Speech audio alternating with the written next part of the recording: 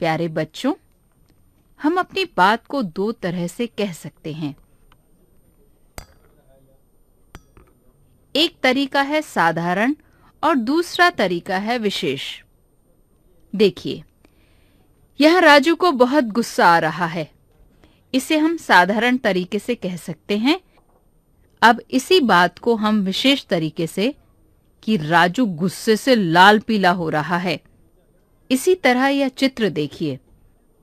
इसे हम साधारण तरीके से कहें, सिपाही को देखते ही चोर भाग गए, और विशेष तरीके से कहेंगे, सिपाही को देखते ही चोर 9-2-11 हो गए। बच्चों, यहाँ लाल पीला होना और 9-2-11 होना विशेष प्रकार के कथन हैं। इन्हें मुहावरा कहते हैं। मुहावरे साधारण बात को विशेष बना देते हैं। इनसे भाषा मजेदार लगती है। ये वाक्य के अंग होते हैं, यानी कि भाषा में विशेष अर्थ प्रकट करने वाला कथन मुहावरा कहलाता है। आइए अब कुछ मुहावरे, उनके अर्थ और वाक्य में प्रयोग सीखें। आंखों में धूल झोंकना, धोखा देना। चोर पुलिस की आंखों में धूल झोंक कर भाग गया। कमर कसना, तैयार होना। नीरज ने वार्षिक परीक्षा के लिए कमर कस ली है।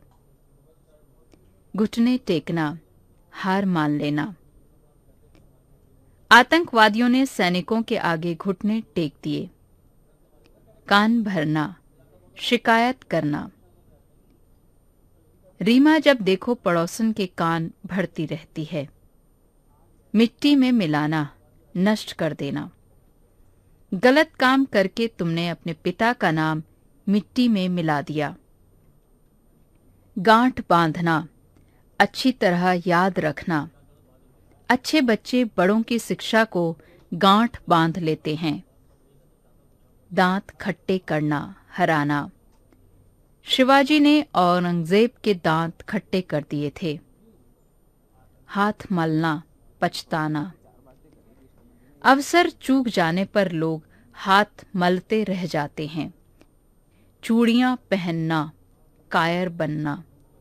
यदि वीरों की तरह युद्ध भूमि में नहीं लड़ सकते तो चूड़ियां पहनकर घर में बैठ जाओ। डींग मारना, अधिक बढ़ चढ़कर बातें करना।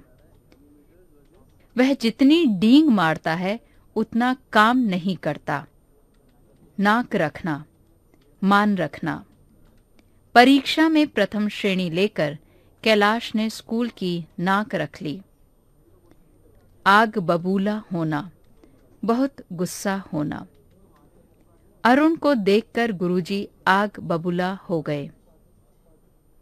पानी पानी होना, बहुत शर्मिंदा होना। चोरी पकड़ी जाने पर रमेश पानी पानी हो गया। नाक में दम करना, बहुत दुखी करना। हमारे पड़ोसी ने तो हमारी नाक में दम कर रखा है। आंख का तारा, बहुत प्यारा। कृष्ण जी माता यशोदा की आंखों के तारे थे।